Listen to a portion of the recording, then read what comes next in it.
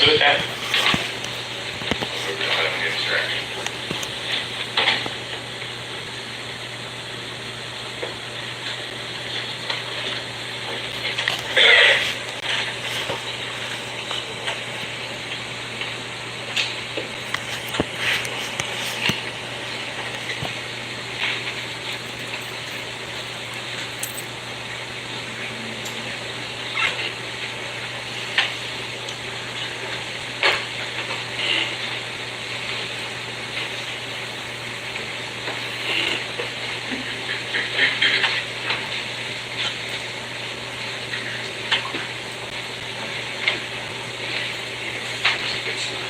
Maybe a quick recess.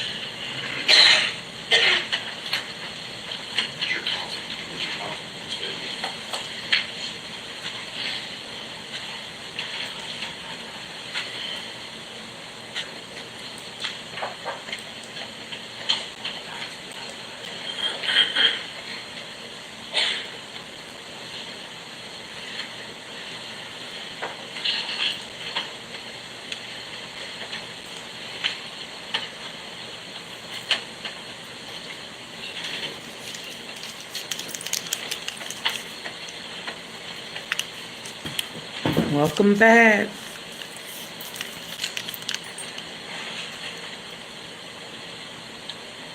Oh, my bad. My bad.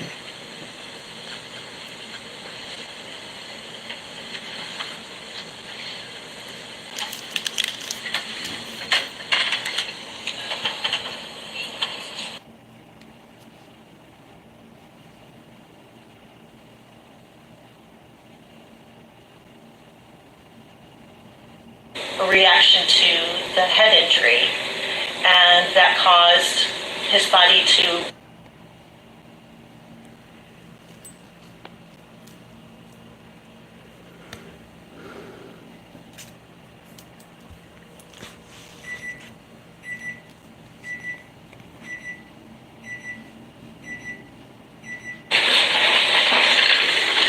Welcome back. We're going to go ahead and jump right back into this. You're ready for your next witness. Your Honor, Demetrius Haley calls Dr. Jane Turner. Go forward. Stand here, face to breathe right. And we solemnly swear or affirm that the testimony you give today will be the truth and nothing but the truth, so help me God. Please have some support.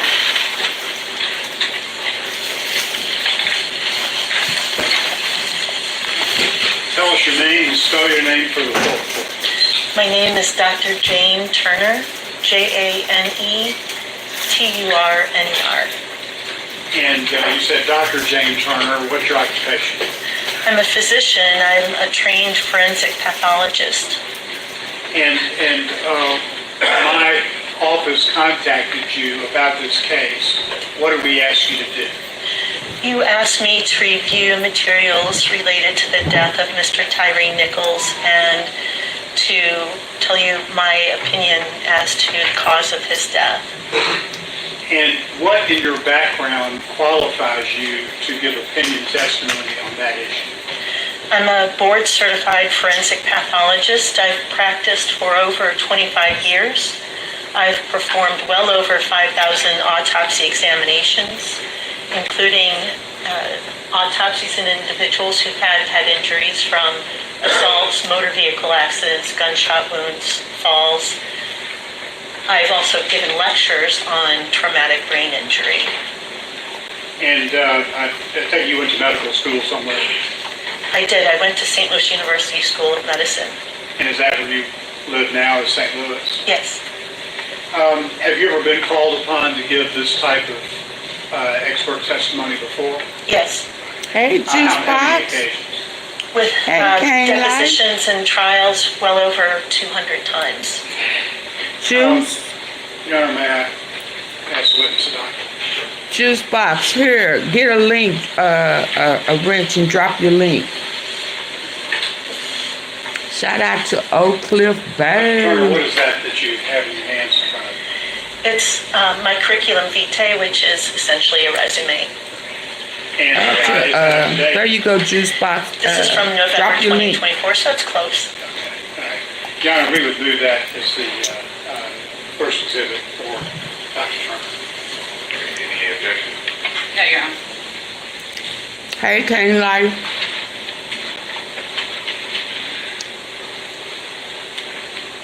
You'll see 23-page CV of Dr. Turner as Exhibit 33.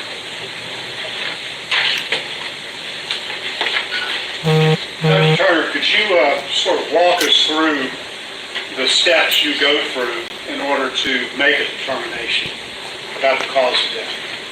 I review records provided to me, police investigative reports, and in this case, videos.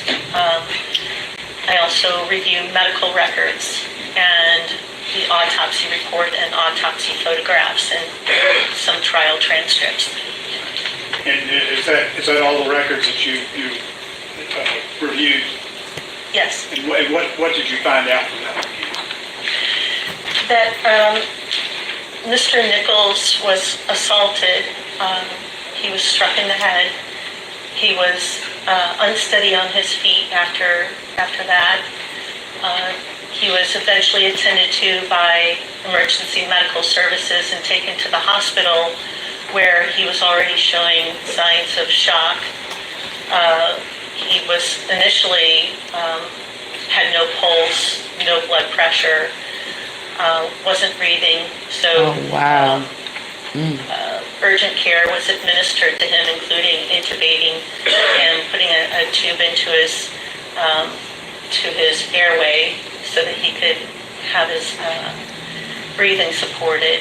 And he was administered medicines to help his heart function better. And he was subjected to imaging studies to determine why he had cardiac arrest. What kind of imaging studies? He had a CT scan without contrast of the head. He also had CT scans without contrast of chest and neck. He had a repeat CT scan a few days later, repeat CT scan of the head a few days later. What were the results of those scans? The results showed that of the head, that he did have soft tissue injury of his scalp from the assault, but he didn't have any skull fractures. He didn't have any bleeding around the brain or in the brain. There was no real evidence on imaging that he had brain injury, and yet clinically he had myoclonic activity. It's a type of seizure, and that activity was improved when he was given anti-seizure medication. Everything And, about what this is else did you horrible. find out from the medical records? He had shock affecting all the major organ systems, so his brain wasn't functioning, his lungs weren't functioning, he had to be on a respirator. His liver went into shock. It was described clinically as shock liver. His kidneys were shutting down such that... You use the term shock a lot. What do you mean by that? Shock means when your body reacts to an insult to the system. There's septic shock. That's when you have an infection and your body overreacts to the presence of that infection. In this instance, Mr. Nichols had neurogenic shock. He had a reaction to the head injury, and that caused his body to overreact to that injury by his heart failing, his lungs failing, his liver failing, his kidneys failing. And did you also review the autopsy that Dr. Ross did? Yes. And what did that show? That showed that Mr. Nichols had a response to the head injury in that he had hemorrhage in his brain eventually. So on the initial imaging scan, he didn't have any visible injuries to the brain. But by the 10th, he did have hemorrhaging on one side of his brain and on the outside of the brain. So in reviewing the medical records and correlating those findings, I found that he had elevated blood pressures after he was admitted to the hospital, but after he had that first CT scan, indicating to me that the hemorrhages in the brain were part of a reaction, that those hemorrhages weren't from the assault itself, otherwise they would have, not directly, otherwise they would have been visible on the initial CT scan. They developed later, and they developed later because when there's trauma to the brain, there can be an adrenaline rush. The body reacts by pushing out adrenaline, and that can cause high blood pressures, which he did have. And those high blood pressures can cause bleeding in the brain. What was Dr. Ross's conclusion as to the cause of death? Blunt force trauma of the head. Do you disagree with that or agree with that? I agree with it. Did you take a different path to get to your conclusion than Dr. Ross did? Yes. Explain that. Was it the Well, I baton or the looked at tip? the medical records going forward. So as I described, I saw the CT scan, the initial CT scan that didn't show any injuries to the brain. And that's why a second CT scan was performed, because the doctors couldn't figure out why Mr. Nichols was as sick as he was, and he was in shock. And the second CT scan showed that in the interim, between the January 7th CT scan and the January 10th CT scan, he had developed this hemorrhage, and also in that period he had elevated blood pressures. Did that have something to do with how did the elevated blood pressure figure into that? The best estimate is that Mr. Nichols was without a properly functioning heart for 25 minutes or so before he got to the hospital. The brain is very dependent on the heart to provide it with blood and oxygen. Yeah, It please doesn't- come in when the here brain in the doesn't like button, get the blood and please. oxygen it needs, that causes not only damage to the brain, but to the blood vessels in the brain. And the blood vessels get damaged and weakened. And if you have a surge in blood pressure, those weakened blood vessels will leak blood. And that was the result, that was what caused the hemorrhage? Yes. And how did the hemorrhage relate to the cause of death? It relates to it because if Mr. Nichols had not sustained that head injury, he wouldn't have had that brain hemorrhage. So the cause of death is still blunt head trauma. So how would you describe the major difference between your path to that and Dr. Ross? But it appears that Dr. Ross saw that there were hemorrhages in the brain and concluded that it was from blunt head trauma. Now, are you familiar with the term rhabdomyolysis? Yes. And what is rhabdomyolysis? Rhabdomyolysis is the destruction of muscle cells in a great quantity and suddenly. And with that destruction of muscle cells, protein gets released into the blood, and that protein damages the kidneys. And did that figure into Mr. Nichols' diagnosis? He was diagnosed on January 9th with rhabdomyolysis. And did the objective findings from the medical records support that diagnosis? Yes. Dr. Ross indicated that the trauma to his arm could have been the source of the rhabdomyolysis. He does say that. In the medical records, the rhabdomyolysis is described mostly as mild. And he was diagnosed with rhabdomyolysis on January 9th, but his kidneys were already damaged. By January 8th, Mr. Nichols was receiving dialysis for his damaged kidneys. So he came into the hospital with evidence of damaged kidneys. On January 9th, he had begun dialysis. On January 10th, he was diagnosed with rhabdomyolysis. And then I forgot one other piece of information. On January 7th, an analysis was performed of his urine, and the urine did not show any protein related to rhabdomyolysis in his urine. So the rhabdomyolysis developed later, subsequent to Mr. Nichols already having such severe kidney disease that he had to undergo dialysis. And did the rhabdomyolysis have any effect on his cause of death? No. No. Assuming that Mr. Nichols received a kick to his arm at some point prior to going to the hospital, would that have had any effect on the cause of death? No. That's all the questions I have. Mr. Dumont, you'd be up next. And now next, I don't know, Perry, go, state. Dr. Turner, just to be clear for the jury, you've said a lot of very impressive words. The beating that Mr. Nichols took is what killed him. The injury to the head, yes. That's right. That's all the questions we have for you. Thank you very much. Thank you, Your Honor. Oh my God.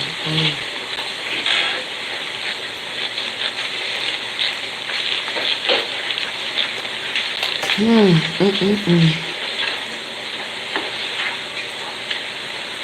will call Robert Long. Robert Long?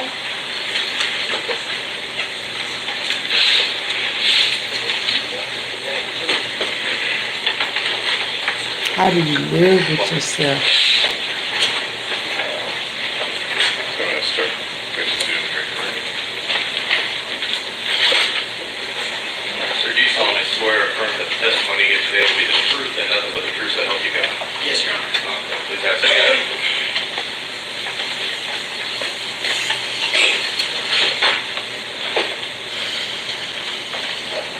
Would you state and spell your first and last name for the record?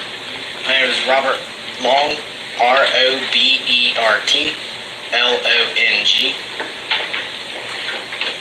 And Mr. Long, am I correct that you are here pursuant to subpoena? Yes, sir. And when were you employed on January 7th, 2023? Memphis Fire Department. And what was your position with the fire department on that day? Firefighter EMT. And what engine were you riding on January 7th, 2023?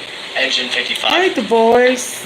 Did you on engine 55 How you doing? respond to a call at Ross and Reynolds? Yes.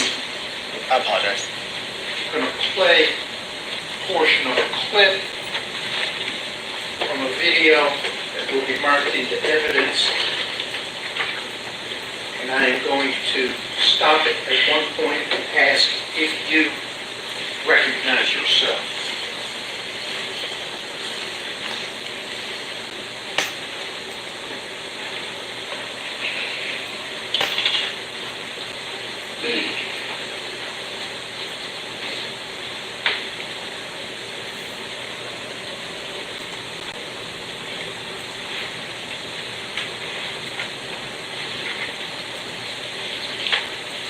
This is Preston Hemphill's body-worn cam paused at 20:37:25. You recognize yourself in that clip? Yes, sir, I do. I have the Memphis Fire pullover on with the radio strap on. And that's pretty much the center of the screen. Yes, sir. And that is you responding as an EMT to a call at the intersection of Ross and Grants, January 7th, 2023, correct? Yes, sir. And to your left on the screen there, can you identify that person? Stopped at a bad spot. Should I try again? No, sir. That's on the far left side of the screen, halfway cut off. That's advanced EMT, Jamichael Sandridge. And he responded with you that night, correct? Yes, sir. And was the person you were called out to treat at Ross and Grants at that time? Yes, sir. That was we were called out for Officer Hempill. Okay. And did you learn that there was somebody else that needed to be treated? Yes, sir. On that scene. Okay. You learned that somebody else needed to be treated while you were at that scene at Ross and Grants, correct? Yes, sir. And that was, the person that needed to be treated was a suspect, correct? Yes, sir. And was he at Ross and Grants? No, sir. Where was he? We were told later in the video, if it was play on, that he was at a different location of a Castlegate lane. Okay. And did Engine 55 go to that location? Yes, sir. Okay. And when you got there, was Castlegate Lane blocked by several police cars, parked police cars? Yes, sir. Where did Engine 55 park? We parked at the intersection of Castlegate and Ross, about a block away. Okay. And what did you do next? My advanced EMT informed me to grab our blue bag, and we dismounted from the engine, and we moved up to I think it was Castlegate and Bear Creek, that intersection that he was at. So we dismounted and took our equipment up there. What equipment did you take? You just mentioned a blue bag. My advanced EMT partner grabbed the cardiac monitor, which is a heart monitor that's above me. I'm not too sure of the specifics of it. And then I grabbed the blue bag, which is our bandaging equipment and some medications that are in there. It's the trauma treatment equipment, correct? Yes, sir. Going to play another portion of a video from Desmond Mills's body-worn camera. I'll stop it and ask you to identify yourself if you can.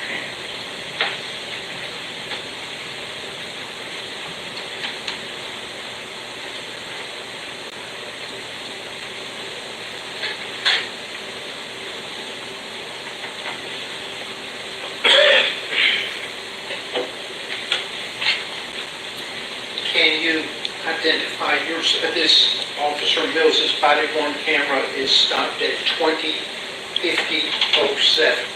Can you identify yourself? Yes, sir. I'm just a little bit offset from center. I am looking down, sitting next to the patrol car. Okay, and although not visible from this clip, the Hey, y'all, I need for y'all to get the likes up for me.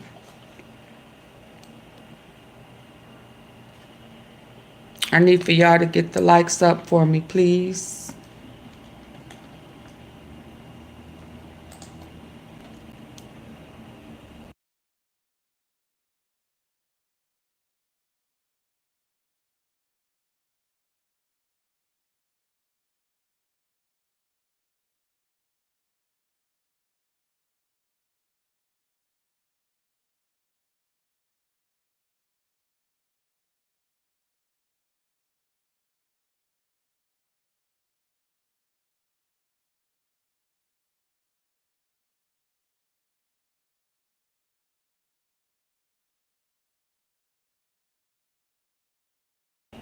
Double tap your screen.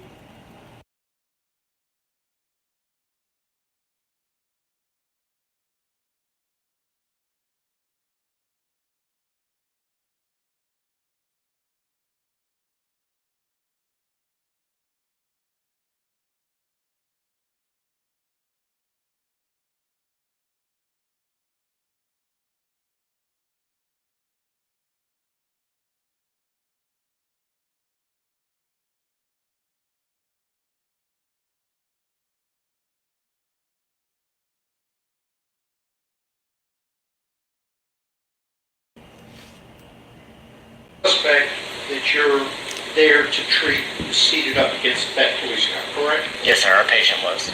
Patient. And who is to the left of you with the yellow shoulder patch in this cap? That is my advanced EMT partner. And his name? His name is Jamichael Sandridge. Now, Yeah, I'd rather you leave if you're not gonna hit the like Memphis button. Fire Department today. No, sir. When were you terminated?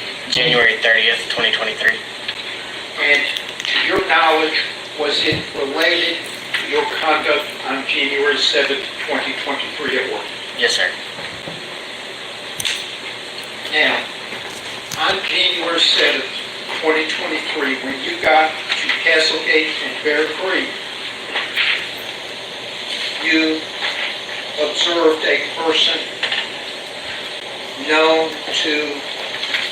later known to you as Tyre Nichols, correct? Yes, sir. Okay. And you spoke to him. Yes, sir. What did he tell you? He told me his name and his age. How was he sitting? He was sitting upright against the patrol vehicle. Sitting in a normal seated position? A little bit canted off to the right. Okay. What did his head and face look like? He had a bump on his head, and then he had dried blood under his nose, and then he had a busted lip. Was there any active bleeding about the face? No, sir. What else did he tell you as you spoke with him? I asked him if he had consumed any alcohol. He admitted to having alcohol, and then I asked him if he had taken any drugs. He did not confirm nor deny that he had drugs. How did his speech appear? He didn't confirm or deny. It was a little slurred, but it was, I took that as consistent with being under the influence of alcohol.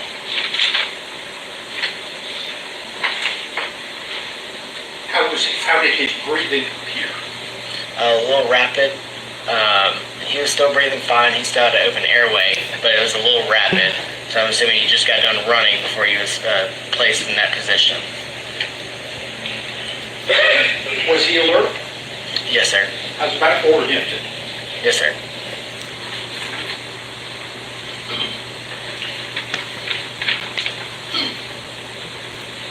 What did he request of you? To stand him up and uncuff him. What was his pulse like? I didn't get a physical pulse on him. And you EMT? Could you tell by the whether he had a good pulse or not based upon your interaction with him? Yes, sir. Just by his movements, I could tell that he had a good pulse. He was able to move all of his limbs on his own, so that tells me that he has a good pulse. Did you learn how he obtained the facial and head injuries that you just described?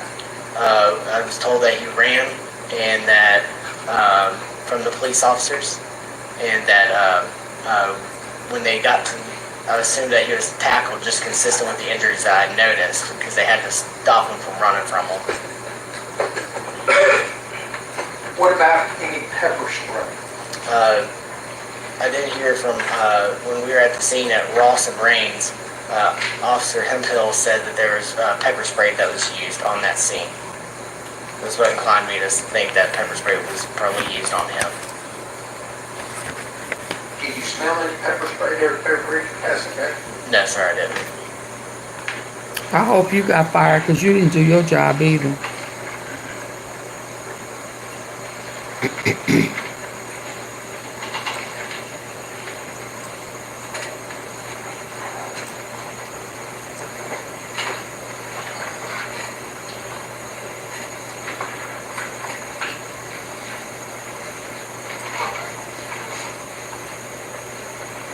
Did you examine his pupils? Yes, sir, I did. And how would you describe his pupils? His pupils were pinpoint. And what did the pinpoint pupils indicate to you and cause you to do? They indicated to me that he was under the influence of some sort of drug, and so it caused me to call for an ambulance. Why call for an ambulance since you're an EMT? To get a higher level of care to the scene, such as a paramedic. Oh, that's good. Make your dog a Quattro dog. The paramedic that arrived with the ambulance. Yes, sir. That was paramedic Jesse Guy. Paramedic has more training than an EMT. Yes, sir. Who else arrived with the ambulance? His partner, the EMT, Jalen Jones.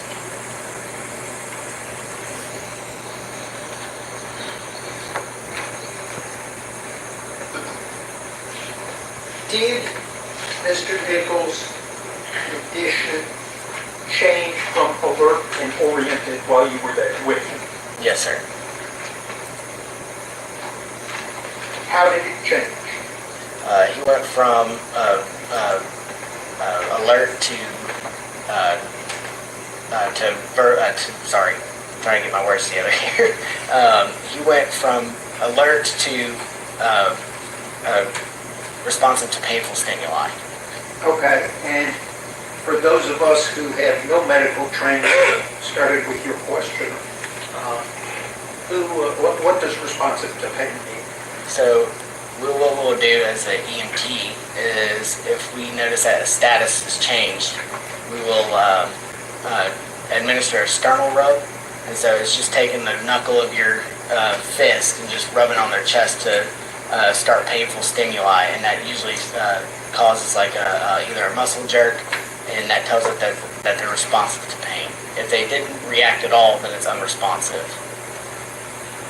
Okay, so upon arrival, he's alert and oriented, correct? Yes, sir. Stays that way for several minutes? Yes, sir. And he's that way when you call for the ambulance? Alert? Alert and oriented? Yes, sir. Ambulance call was because of the pinpoint pupils? Yes, sir.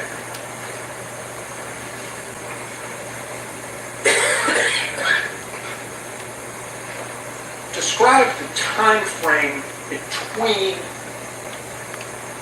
a status changing to responsive to pain and the arrival of paramedic guy in the ambulance. I'm not exact on how long it took.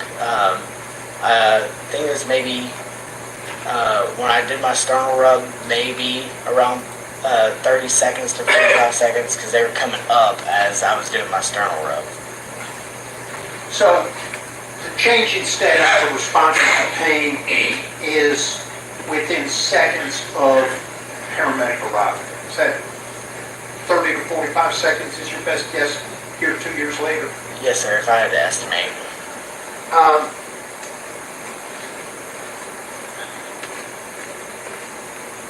Upon arrival, did paramedic guy take over the medical care? Yes, sir. And at that time, did you go get the oxygen bag? Yes, sir. The oxygen bag was back at the engine on Ross Lane, correct? Yes, sir. Until then, Mr. Nichols had not been administered oxygen, is that correct? Yes, sir.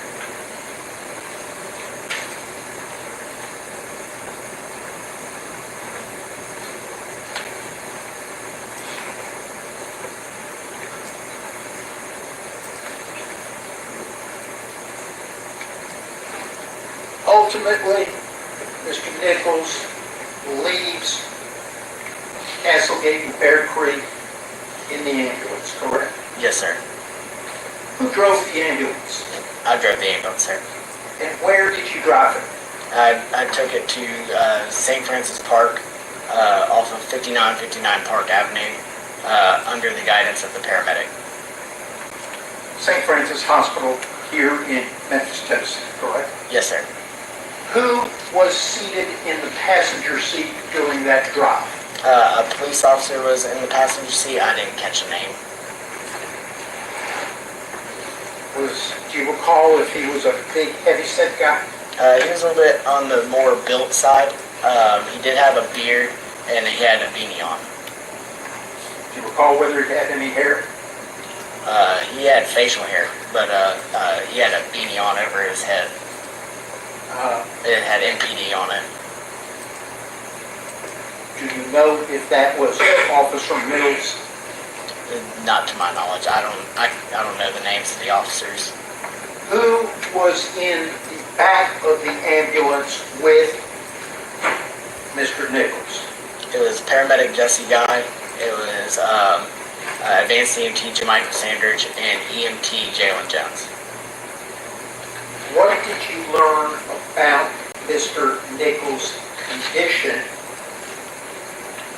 when you arrived at St. Francis Hospital? When I arrived and started to unload Mr. Nichols out of the back of the ambulance, when I opened the doors, I noticed that the Lucas device, which is, it does the compressions in CPR, was attached to him, and so that told me that he went into cardiac arrest. Had you been aware he was in cardiac arrest prior to, well, when you left the scene at Bear Creek and Castlegate?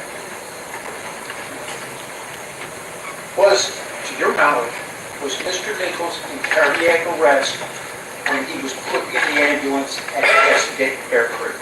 No, sir.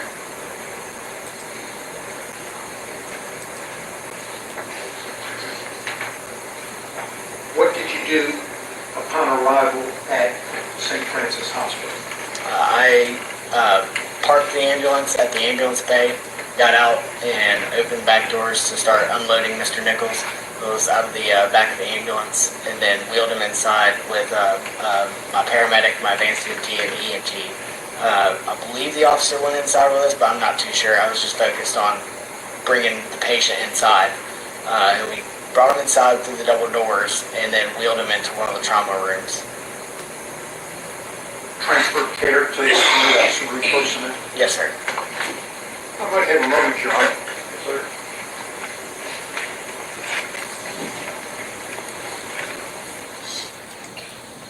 I pass the witness, Your Honor. Just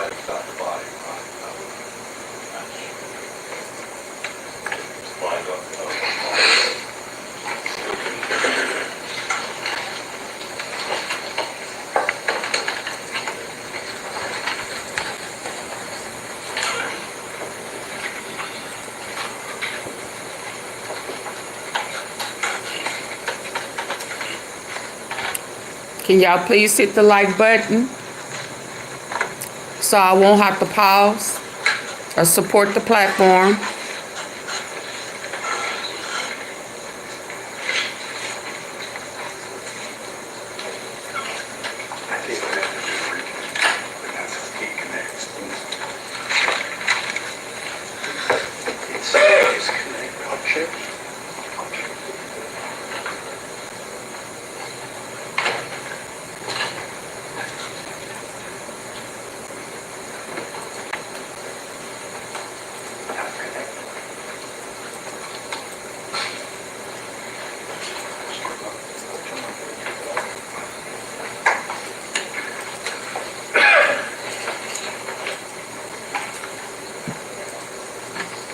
Now, Mr. Staples, pressure sensor disconnected from the device.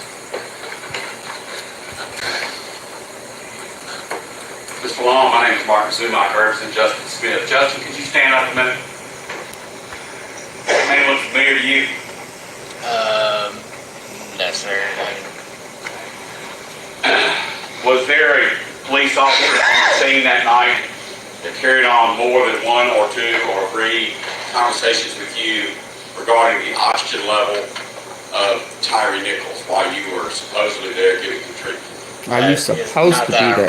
I remember somebody saying something while I was looking for the ambulance crew, but as far as like multiple times, not that I recall.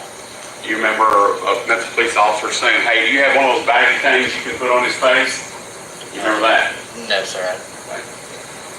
So he wasn't paying I'm attention. going to go to the Mills body camera, starting at 20:50:05.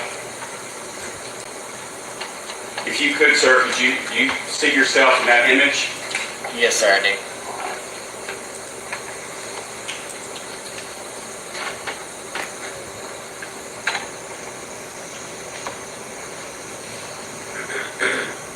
My body's at 100%.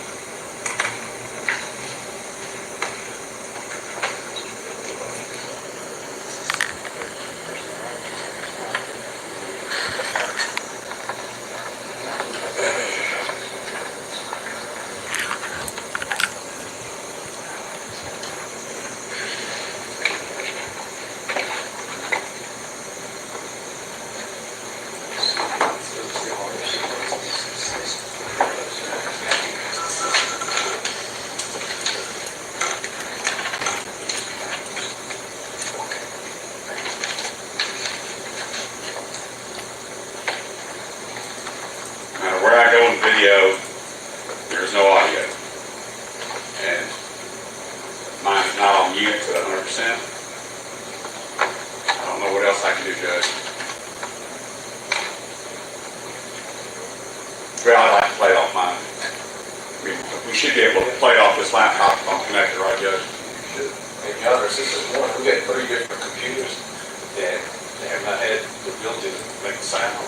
There's something going on with it, maybe that needs to be somebody.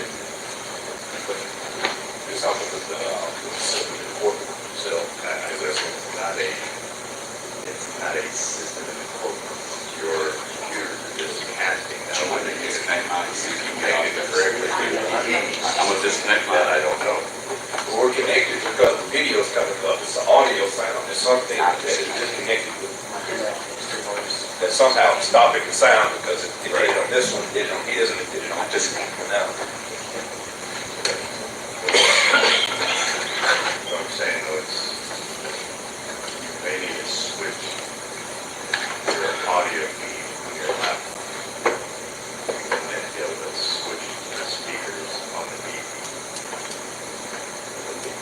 I understand that, John. I think the third time I've operated the video and I had audio this time.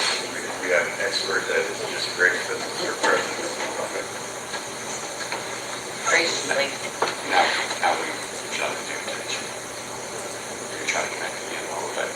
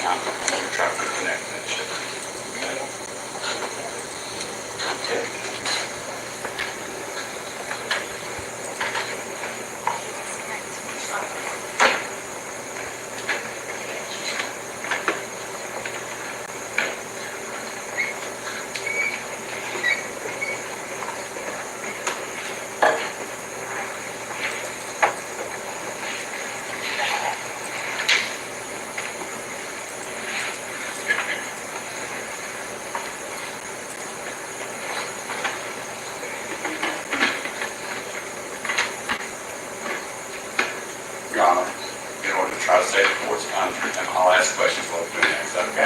No, Okay, we'll do it that way. we're gonna have to get distracted.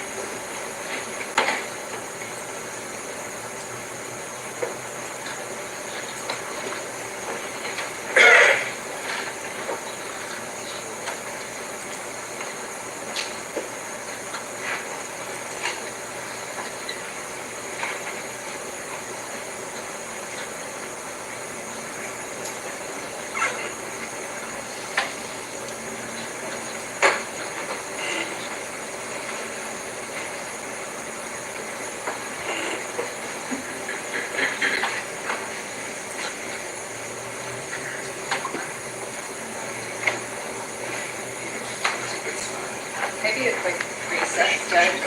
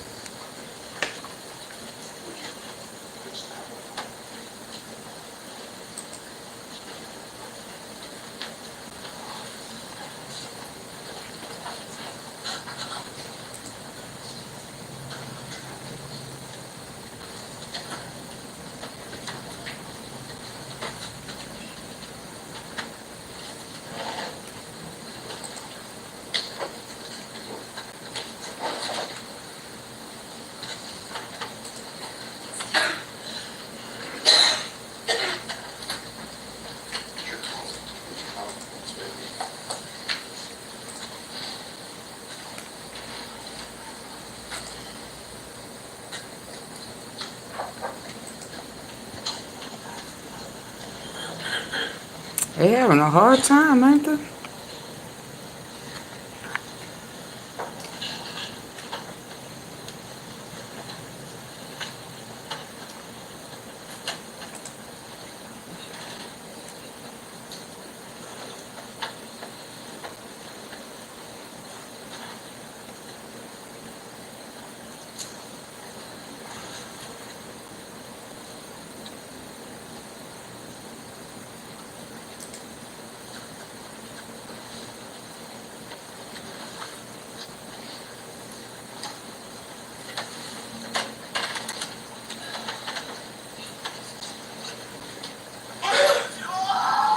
Oh.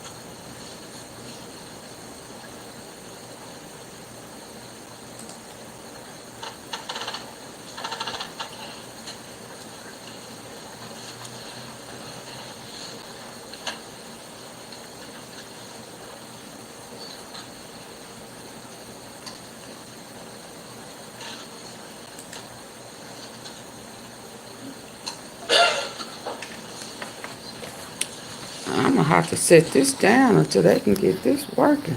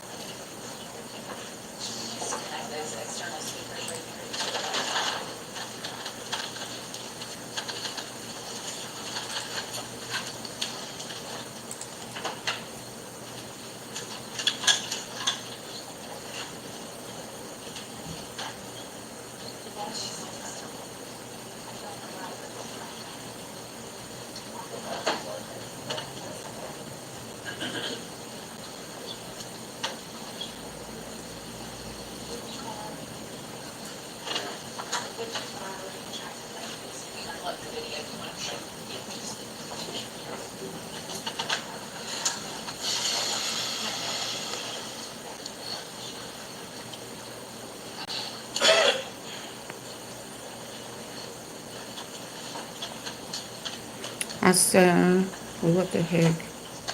It's taking her so long. Look very precise on what to show and what not to show. What a joke.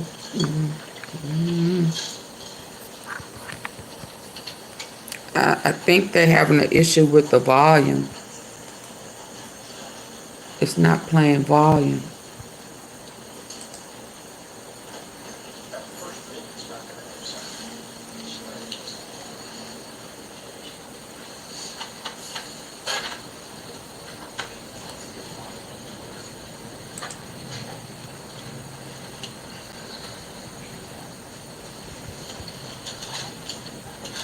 Hey, stop playing.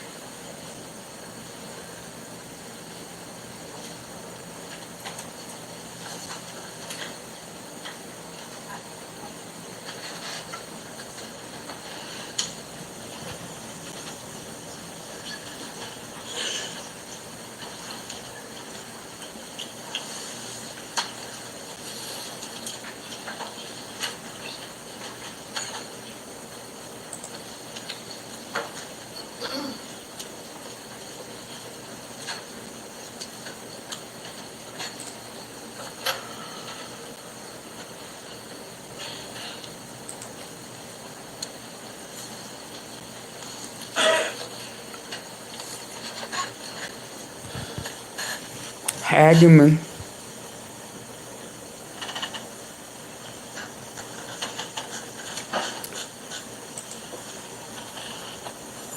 Ladies and gentlemen, anybody need a break? It appears this may take a little bit longer than we anticipated, so we're going to go ahead and allow you all to step out, take a break, and hopefully when y'all come back in, we'll have some water.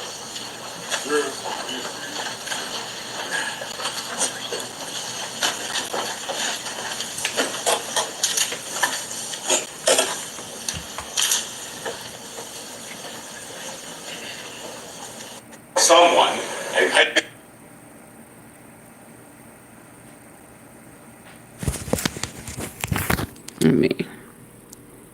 Let me get it caught up. And then it tells us the location. Okay. It should be coming up. That's why I like to start. can't use the word fighting with the suspect. To my knowledge, he said that they've been that they were in altercation with him. But as far as like currently, I didn't know like if they were still having an altercation down the street or just at that scene. Yeah, but I'm only talking about Hemphill, because Hemphill's not at the other scene. Did Hemphill tell you that the suspect or someone, a patient, had been tased, had been sprayed, and had been in an altercation with the cops? Did Hemphill tell you or lead you to believe those things?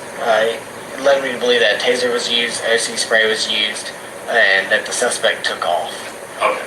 Now, you then went down to Bear Creek and Castlegate, and I'm going to be playing for you a body-worn camera of Officer Bills that I have coordinated with the District Attorney's Office starting at 2050:03. If you could, 1, cross your fingers, 2, watch the video.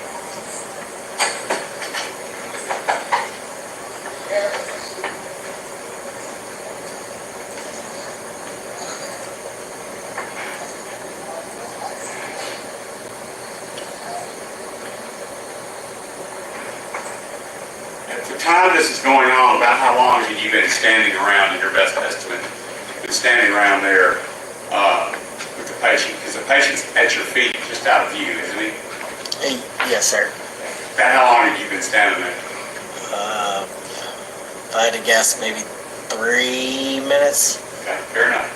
Now, got you on the left, and I would offer to you, see the black fella with the hoodie on and a baseball cap, and he's got white bottom tennis shoes. You see that fellow that's handing you something? Yes, sir. I would offer to you, and I think there's no dispute, that is Justin Smith, who I introduced you to earlier. Okay? Yes, sir. All right. Where is Mr. Tyre Nichols at this point in your treatment? After At this point, where is he? he's still sitting next to the patrol car. And you've told me that Hemphill told you there was a taser used and OC spray used. And then you've told us that you got off your fire truck and you grabbed your trauma bag. Isn't it Memphis Fire Department policy to not only get the trauma bag for somebody who has trauma, bleeding, injury, and also get your what's called a green bag, which is a small oxygen canister? Isn't that the procedure and policy of the Memphis Fire Department when you get off your truck? Yes, sir, but it's under the guidance of the highest level of care on the So it's somebody else's fault. You didn't get the green bag. I was just instructed by my highest level of care to bring the blue bag. You're an EMT, right? Yes, sir. Emergency medical technician. Okay. In other news, Missouri residents are going to be happy to hear this. It just came out. There's a new website where any Has it crossed your mind at this point in the treatment that this patient may need oxygen? No, sir. Oh, Okay. I'm going to hit play at 205021.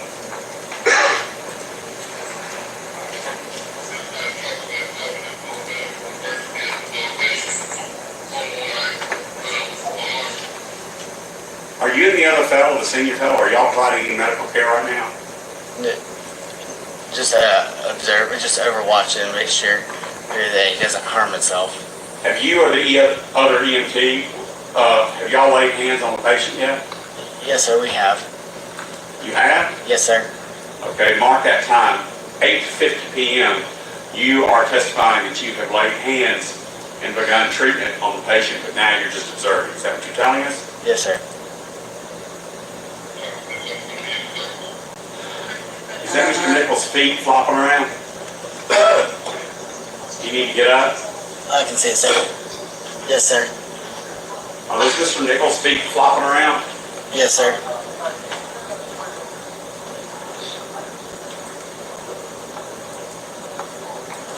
Are you even looking at the patient right now?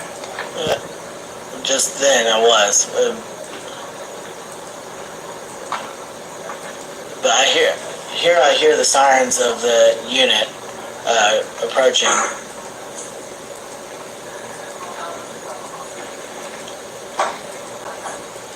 Well, you volunteered. I didn't ask anything, but since you did volunteer, I need to ask you. So, because you hear sirens coming from some direction, you're gonna not treat anymore? No, sir. Okay. I didn't know what you meant by volunteering that. But you're saying you hear the ambulance coming. Is that what you just said? Yes, sir. Okay. do I know he on this thing? See the man in the white tennis shoes? Yes, sir.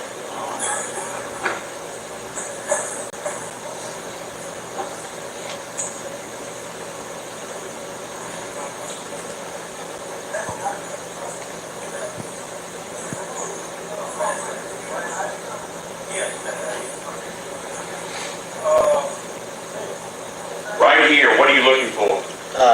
His wallet, so police can have his ID. All right, thank you.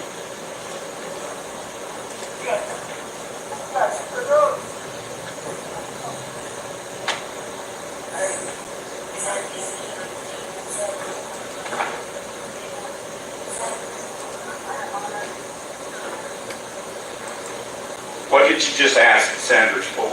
I don't recall. I wasn't able to hear it in the video. Has an O2, you and the O2 monitor is? Yes, sir. Measures oxygen rate, correct? Yes, sir. Has an O2 monitor been placed on the patient as of right now? No, sir. Has a blood pressure cuff or any type of monitoring equipment at all been placed on the patient at this point? No, sir. Everybody failed him. And I do mean everybody. Oh, I'm sorry, I didn't say it, Mr. Spiegel. I'm starting back up at 205209.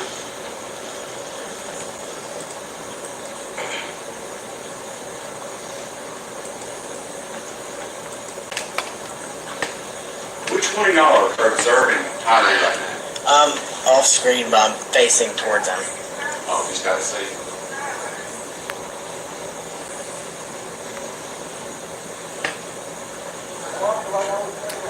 Please hit the like button or support Is that the Nichols platform flopping with a around that cash roll over his left donation. side? $AunTeaFee.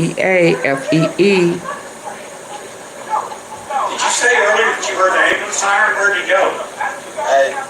We could hear it from a long distance away. It wasn't close enough, but we could hear it coming.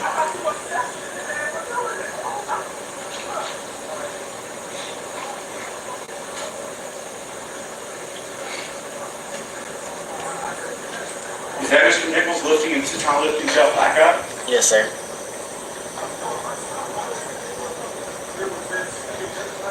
Is that what you meant when you put in your report that he was alert and oriented? I didn't fill the report out, sir.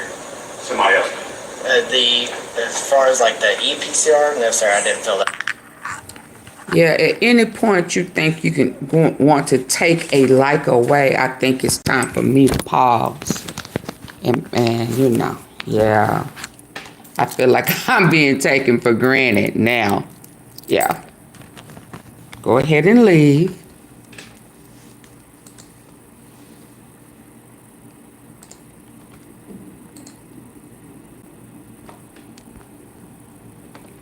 All those people shaking my, oh yeah, they're just sitting around laughing, talking about it, bragging about what they just did. It is just God awful.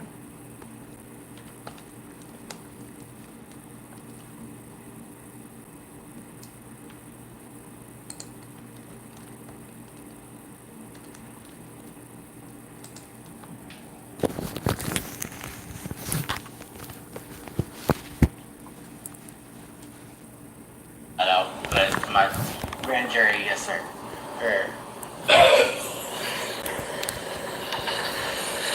This is prior to the assessment for alert and oriented was prior to this.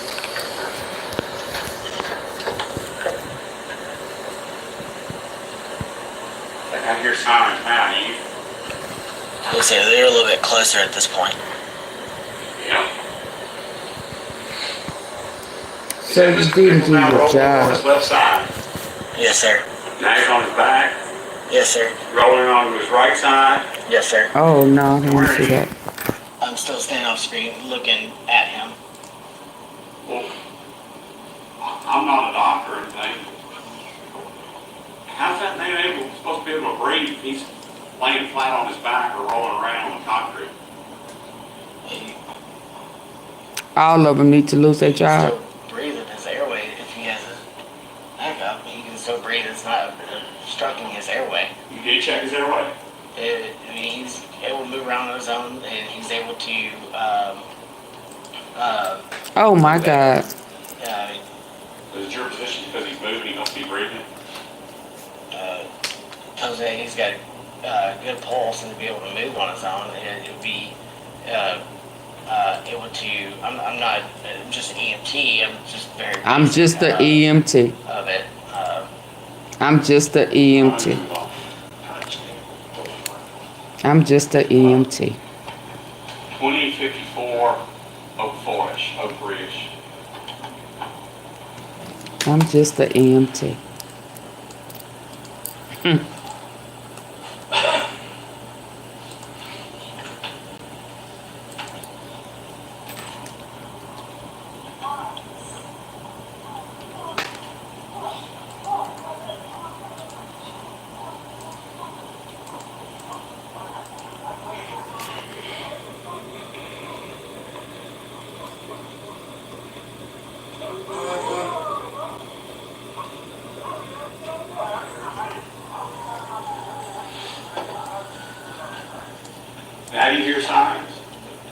sir, more clearly. They were closer to the scene. You know, when you first told us you heard sirens, did you happen to know what time it was? No, sir, I didn't. It was 20:51, 3 minutes ago. Yes, Where's sir. this ambulance coming from? I don't know where they're coming from because the ambulances go all over the city. Okay.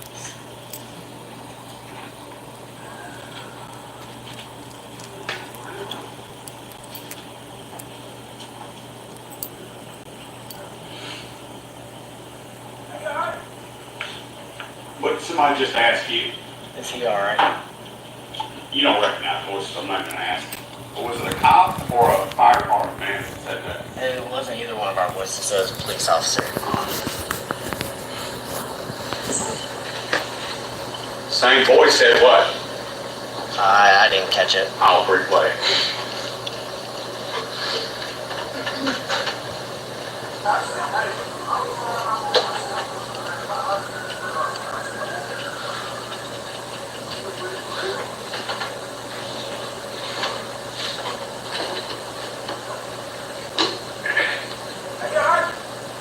At 20:54, 53, a voice that you said is not a fire department person said, "He all right?"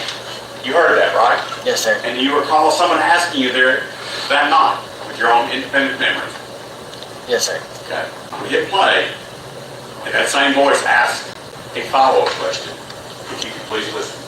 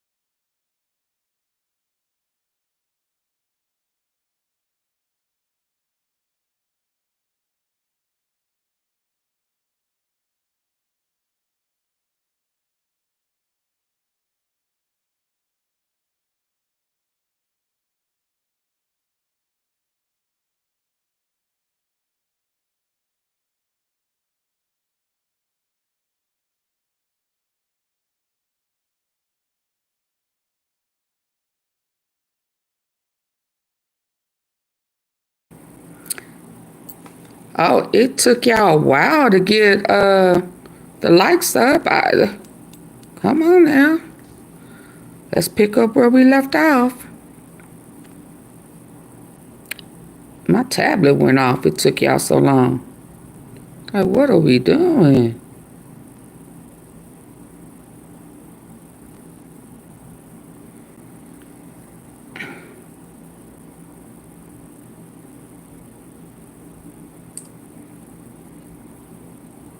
Quiet. I still didn't catch it. It sound like you sure? You sure? You sure? Not to my knowledge. Oh, they You done were caught called out him in lying. independent recollection that night, where somebody says, "Is he all right?" I remember that, yes, sir. And did Hey, you answer that Kawana. question when that cop asked you that question? Yes, sir. I believe I started moving towards the patient and started doing my sternal rub. Yeah, you wasn't doing your job. I But hope you they didn't answer fired the you. question of the cop. No, sir. Not to my knowledge. Before we go any further, what's your understanding of who is responsible for medical care Ooh, once I you hope he arrive fired. on an active scene in the city of Memphis, working for the Memphis Fire Department? Who's in charge of the medical care of whatever patient, whatever suspect, whatever heart attack victim? When you arrive at a crime scene or a police-involved scene, who is in charge of the medical treatment there on that scene? The highest level of care. You was the highest level of care. Don't refer to language. In this case, it was the advanced EMT. The highest level of care assumes the primary care of each and every patient on every scene, regardless of what the scene is. Then you were not number one guy, you were what, number two guy? Yes, sir. And what is the number two guy's role? The EMT's role, as far as assisting the higher level of care, is considered the gopher. So and what I mean by that is that if the advanced EMT needs something brought to the scene that wasn't initially brought to the scene, He needs to be advanced EMT fired. advises the EMT to go grab that said piece of equipment while he can maintain patient care. Okay, thank you for that. And the senior EMT, I think we called him, I could be wrong, that was the black fellow named Sanders, is that right? Yes, sir. And you were the number two man, or as you say, the gopher, is that right? Yes, sir. So if Tyre Nichols was getting no care, no basic life support care, you're telling us and the jury that it's Sanders' responsibility, not yours. Is that what you're telling us? That, as far as I don't assume primary care, even if he doesn't completely terminate care. And he would have to relay that to his partner. If he doesn't give me any signs, I wouldn't know. Isn't Tyre Nichols giving you and Sanders Wow. that he is struggling there at the scene? Or are you just going to sit there and say, well, I knew he was finna lay into I'm him. not a doctor, a heart attack victim. When you arrive at a crime scene or a police-involved scene, who is in charge of the medical treatment there on that scene? Oh, I The hope he highest level of fired. care. Don't refer to language. In this case, it was the advanced EMT. Yeah, so he want to play Highest level games. of care assumes the primary He don't care take of ownership. each and every patient on every scene, regardless of what the scene is. And you were not number one guy, you were what, number two guy? Yes, sir. And what is the number two guy's role? The EMT's role, as far as assisting the higher level of care, is considered the gopher. So and what I mean by that is that if the advanced EMT needs something brought to the scene that wasn't initially brought to the scene, the Hey, no man. advanced EMT advises the EMT to go grab that said piece Oh, of equipment absolutely. while he can maintain patient But he care. was most definitely no man Thank you for that. showing who ain't doing their job. Senior EMT, I think we called him, I could be wrong, that was the black fellow named Sanders, is that right? Yes, sir. And you were the number two man, or as you say, the gopher, is that right? Yes, sir. So if Tyre Nichols was getting no care, no basic life support care, you're telling us and the jury that it's Sanders' responsibility, not yours. Is that what you're telling us? That, as far as I don't assume primary care, even if he doesn't completely terminate care. And he would have to relay that to his partner. If he doesn't give me any signs, I wouldn't know. Isn't Tyre Nichols giving you and Sanders the signs that he is struggling there to see? Or are you just going to sit there and say, well, I'm going to wait till Sanders tells me to do something? Is that what your position was that night? No, sir. Well, then what was it? You're an EMT. At Rust-Oleum, Oh, wow, we just protect when what it was matters about to most. go in. With over a century of expertise under our hood. Or whatever, to victims in Memphis. Who was taking care of Tyre Nichols while he was laying on the ground? It was the advanced EMT. He was. Advanced EMT. All right. I'll move on here. That's the advanced EMT with his hands in his pocket. Yes, sir. All right.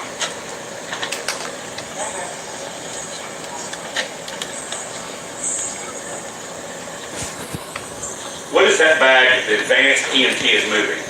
That would be the cardiac monitor. So the cardiac monitor has not been unboxed or unpackaged as of this time? It was unpackaged and he repackaged it back up earlier in the video. Okay. Moving on at 20:55 Ken. So he sets the bag down.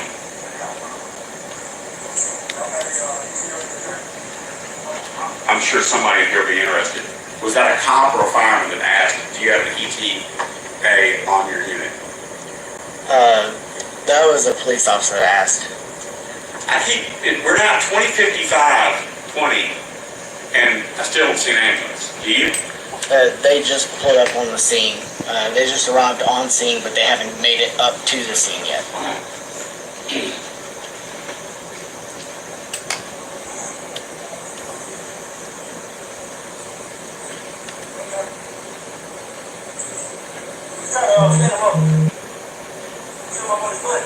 Did you hear somebody say, stand him up, sit him on his butt? He was already sitting up. I had the other officer help me lift him up, and then I continued to administer sternal rubs. We're about to get to the officer setting him up. But as it stands right now, Tyre Nichols is not sitting up in a recovery position, is he? He's laying flat on the concrete. Not that I recall. It's hard to see from this angle of it. Well, you did see him flopping around on the concrete on his side and on his back and on the left. You did see that, didn't you? Yes, sir. And are you trying to say that Mr. Nichols was able to put himself back up against the car? No, sir. Okay. So if Mr. Nichols gets put in a medical recovery position, Mr. Nichols is not going to be able to do it himself, can he? No, sir. And so you just heard a voice, and I'm asking you, was it a cop or was it a fireman that said, get him on his butt? Who was that? Was it a cop or a fireman? That was a police officer. Why is a police officer telling you to put your patient in a recovery position? My advanced EMT stepped off and... Sir, you just should have said I can't answer for somebody else. I don't know why he asked. Lift him up. All right, let's watch that. But you so slow, you thought this was going to be easy. They looking to blame somebody, baby. Is that same officer with the baseball hat on? Yes, sir. All right, and then there's another police officer there helping him, is that right? On the other side of him, sir? I'll remind you. In a second. I'm at 20:55:29.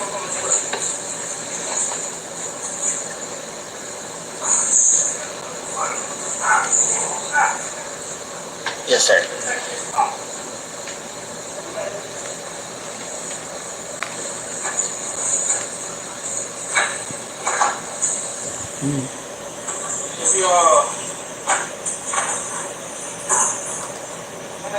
Now the sternal rub occurs, right?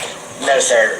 Prior to lifting him up, I did another sternal rub. That's where I was saying, hey, man, prior to us moving, I did a sternal rub there. He responded to pain. And then even here, he responded to pain. Where's the advanced EMT that you report to at this point? Providing medical care. I don't know where he went off to. They over there laughing and talking about what done happened.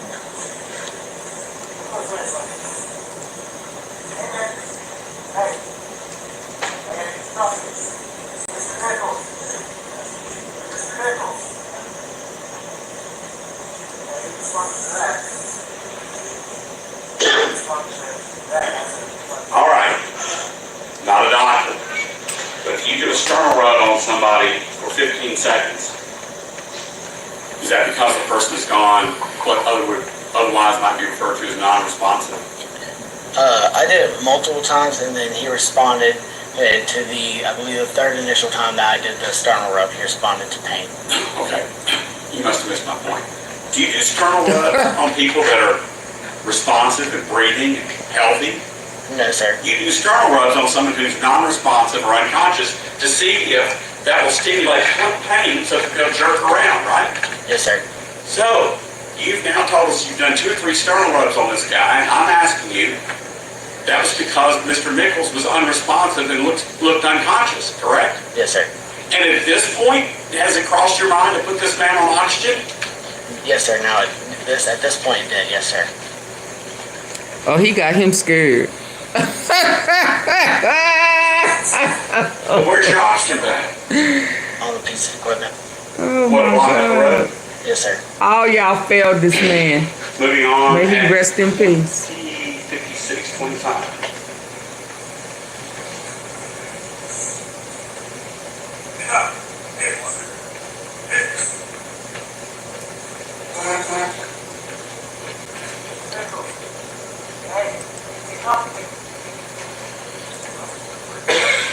That's more sternal rub, isn't it? That you're doing? Yes, Did sir. you Mr. Nichols speak to him? That's Yes, more sir. sternal rub, isn't it? Yes, sir. I don't see anybody going to get an oxygen bag. My advanced EMT hadn't returned back to me yet at this point. Earlier when I asked you where he went, you said you didn't know where he went. So are you trying to tell us now that you figured out? He that said must have when gone back he to the oxygen returned bag? now. No, sir. That's just, he hasn't came back to where we were. At this point, I still don't know where he's at. Okay. Hitting play again at 205644.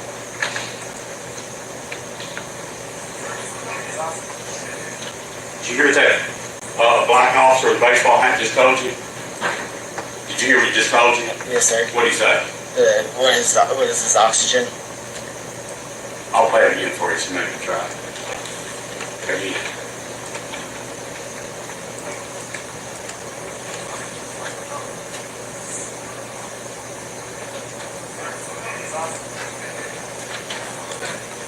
Did he say his oxygen is low? Still hard for me to hear. Do you have any independent recollection that night that black officer with the baseball hat on said something about his oxygen level being low? Because when I first started asking these questions, you said you don't remember any cop saying anything to you about oxygen. Does that refresh your recollection? Yes, sir.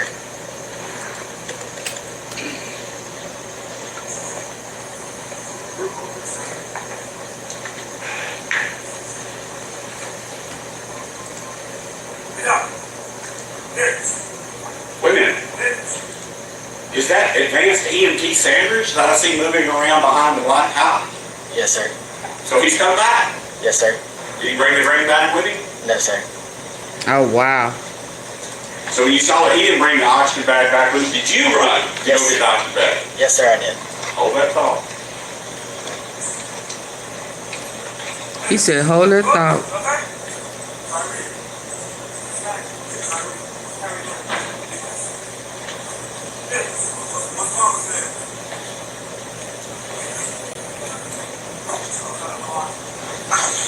You heard that black officer said?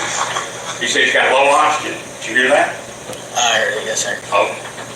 So that's at least 3 times I've heard the same officer with the black baseball hat on say something about low oxygen. To you. I was getting, tube bag at this point. I ran into the paramedic.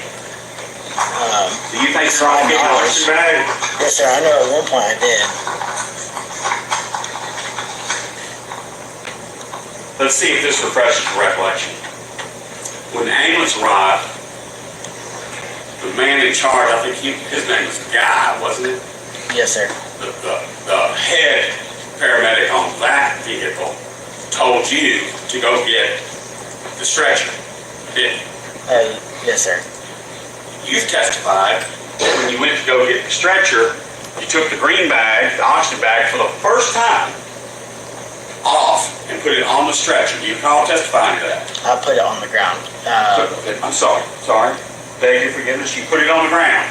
And when you went to roll the stretcher away, you said that your Lieutenant Whitaker, for some reason, had taken the oxygen bag and put it back on the truck. Do you recall testifying that way? Yes, sir. So even after the ambulance got there, even after you went to get the green bag and instead came back with a stretcher, you still didn't come back with a green bag, did you? The back of the stretcher has an O2 bottle and nasal cannulas and non-rebreathers on the back of them.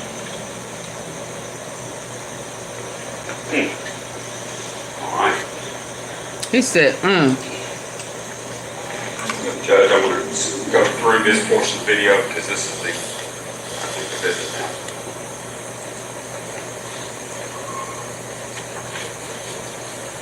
All right, let me go to Mr. Beans's. Were y'all able to find it home? That's okay. Now, hold on.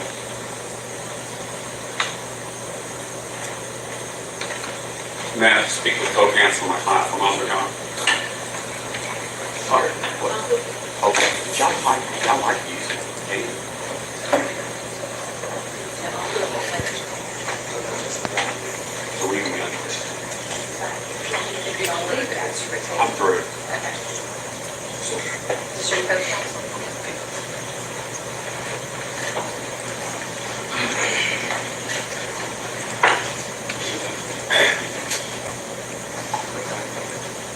I'll pass the witness.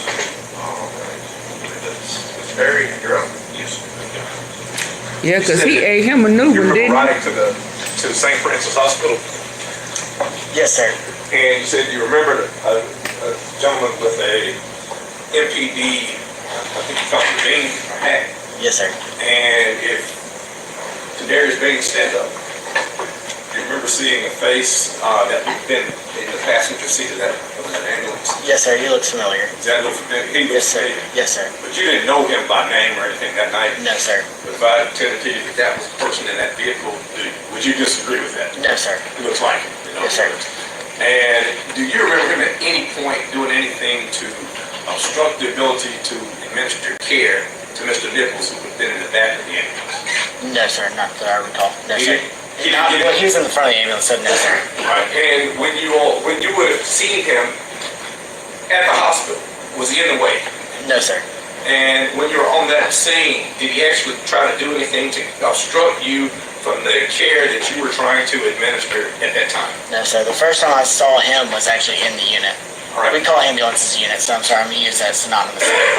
And so on the scene, did you ask him any questions about the condition of Mr. Nichols? Not that I recall. Do you recall asking him anything about what would have happened on the scene prior to you arriving? No, sir. Not that I recall. Now, you would have been a level of care higher than Darius Bean as it related to health care, right? Yes, sir. And you had actually had training in the military, correct? Yes, sir. Matter of fact, a few weeks before January 7, 2023, you just got back from Djibouti, Africa, right? Yes, sir. And you have actually seen people injured, correct? No, sir. You've never seen anybody injured? Prior to on Memphis fire? Or, Yes. Oh, yes, sir. And prior to the experience on that night, in other words, you've seen injuries before. Yes, sir. And you've asked people about what happened to this person on this particular scene at different occasions, correct? Yes, sir. And on that particular evening, and I know in a few minutes you might be asked questions about what was said to you one way or the other. If you had questions about this person who you're observing, according to what you testified to earlier, you did see blood, right? Yes, sir. And you did see contusion to the head, correct? Yes, sir. And you did see the person laid up against a vehicle and moving around, right? Yes, sir. You asked questions of the person that you had a conversation with, correct? Yes, sir. And on that particular scene, there was nothing that you asked any of the officers regarding what happened on that scene, right? Yes, sir. And you didn't ask about what happened as it relates to how did this person get in this condition? What was he doing? Was he trying to run from you? Any of those types of questions, right? Yes, sir. All right. your questions and what you did were based on your experience, right? Yes, sir. And according to your testimony, and I think your grand jury testimony as well, the higher or ranking level of care on that scene that particular evening was Mr. Sandridge, right? Yes, sir. Mr. Sandridge, did you hear him asking any of those type of questions that I just asked you if you asked? No, sir, not that I recall. You didn't hear him asking anything about what happened on that scene? How did he get in a particular condition? Nothing like that, right? No, sir. Now, when you gave grand jury testimony, you're in the room with people that are only from the government, right? That's my assumption. I don't know personnel. You see any of us in the room with you? No, sir. We weren't asking you questions like right now, right? Yes, sir. And you've been asked questions over at the grand jury and in that building a few different times, right? Yes, sir. But as it relates to what happened on that particular scene, on that particular night, none of these officers did anything to obstruct your ability to do your job. Yes or no? Did they obstruct you? No. And as far as like knowing like which officers were where, no, sir. Not that I know there was officers like constantly going throughout the scene, but as far as like knowing who they were, I don't know. Let me ask you this way. Tadarius Bain, did he stop you from your ability to render care? No, sir. Not to my knowledge, no, sir. He didn't leave your bag in the truck or anything like that, right? No, sir. And he didn't stop you from your ability to go get your bag or do whatever you needed to do as you were asked questions by Mr. Zillant regarding going back and forth to the truck that you were there on, or the engine that you were there on. He didn't obstruct you, No, right? sir. And you got there because police officers told you all where to go, correct? Yes, sir. And once you got there, nobody did anything to stop you from doing your job. They had MPD on their badge, on their chest. Not that as far as like these officers go, not to my knowledge as far as these officers. And more precisely, one more time before I sit down, Tadarius Bean, he didn't stop you, and you recognize him from riding to the hospital in the same vehicle with Mr. Tadarius Bean, right? Yes, sir. All right. Thank you. This scene that you responded to is a lot different than other scenes you've been on, right? Very different, yes, sir. And tell me what you mean by that. This is the most chaotic scene that I've ever responded to, and this is my first day back prior, and I've only had a year on the street prior. And then, Oh, he was new. as far as like, I've interacted with MPD before, and it was just not, it just felt different as far as being on that scene. About the way the officers were acting? A little bit, yes, sir. About the way they were treating you? As far as like pepper spray, taser, the information that was given, that's all the information I had. All you were told was pepper spray, taser, and you ran from the police, right? Yes, sir.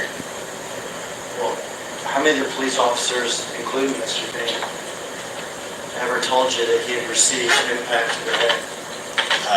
None. No. Not that I'm aware of, sir. How many told you that, in fact, he had been kicked really, really hard? Not to my knowledge, sir. No, sir. Or that he Just say none. I wasn't given that information. or he had been hit with 5 haymakers to the head? I wasn't given that information. Or that he had been hit twice while he was down after all of that? That wasn't given to me. You were given information that he looked high or he was acting high, right? Yes, sir. Like the drugs? Yes, sir. And that information, did it influence the care that you gave him? Yes, sir. If you had been told that he had received devastating head blows, would that have impacted the care you gave him? Yes, sir. But you weren't given that information. No, sir, I was not. But you did give him some care, right? Yes, sir. One of the things you talked about was you looked at his eyes, right? Yes, sir. And what did you see about his eyes? That they were pinpoint. And is it true that pinpoint pupils could correlate to drug use, like being high? Yes, sir. Is it true they could also correlate with significant neurological brain damage, like the shifting of brain tissue? Yes, sir. Well, Jake, He's not qualified, he's not a medical doctor. He testified as to basically. We can approach. His testimony was that it was indicative of being high. He didn't give a conclusory answer to that regarding whether or not he had been. He said that's what the indicia was. Now, he's asking him about neurological shifting of the brain, etc. He's not qualified to do that. He's not even qualified, according to him, to get a bag off the truck without somebody. I knew he was gonna say that. Answer this question about neurological deficits. I knew he was gonna say My that. question was not about neurological deficits. My question was about pinpoint pupils and whether that could be a sign of neurological damage. Counsel had asked if pinpoint pupils could be a sign of drug use. He's qualified to answer that, Now he's been asked if pinpoint pupils can indicate neurological brain damage, and he's qualified to answer that, and he answered that. If the witness knows the answer, the court will allow him to answer the question. Can you answer that question? Yes, sir. If you had been told about impacts to the head, there's medical stuff you could have done, right? Hagerman cold. He Like cold-blooded, baby. Impacts to the head. Hagerman As far as, like, cold-blooded, internal baby. injuries, I yes, can't sir. wait for him to get quit. Not asking you to perform surgery. Are there things you could have done out there different had you known that there were significant impacts to his head? Yes, sir. For instance? C-collar, C-spine. and what's I the can't C-collar? wait for him to get quit. It's a neck brace that holds your cervical vertebrae, which is the upper vertebrae in your spine. It holds it in place.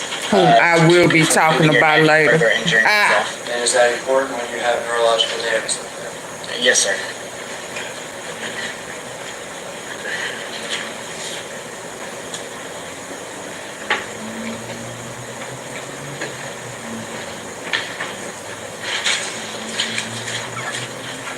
Did you ever ask to have the patient unhandcuffed? Yes, sir, I did. And was the patient unhandcuffed? No, sir. Oh, wow. Do you remember who you asked about unhandcuffing the patient? I remember asking one of the police officers. I don't have a name to be able to. So to be relate fair, you do not know if it was one of these police officers or not. No, sir. But did you ask the police officers to unhandcuff the patient? Yes, sir. Was that granted or denied? It was denied. Did that hinder your ability to do what you're doing? Yes, sir. Oh, wow.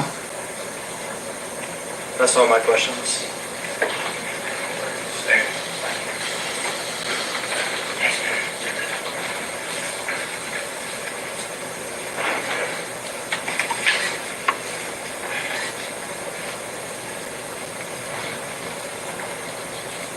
Mr. Vaughn, when you were at Castlegate and Bear Creek, January 7th, 2023, did you know about any punches to the head? No, sir.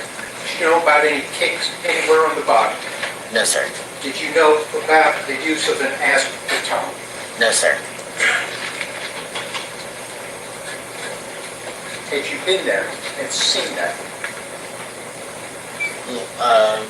Like, I'm sorry. What are you at? Like, if I was arrived earlier to the scene? You didn't see any kicks to Mr. Nichols, correct? No, sir. And you didn't see the use of an aspartame on Mr. Nichols, correct? No, sir.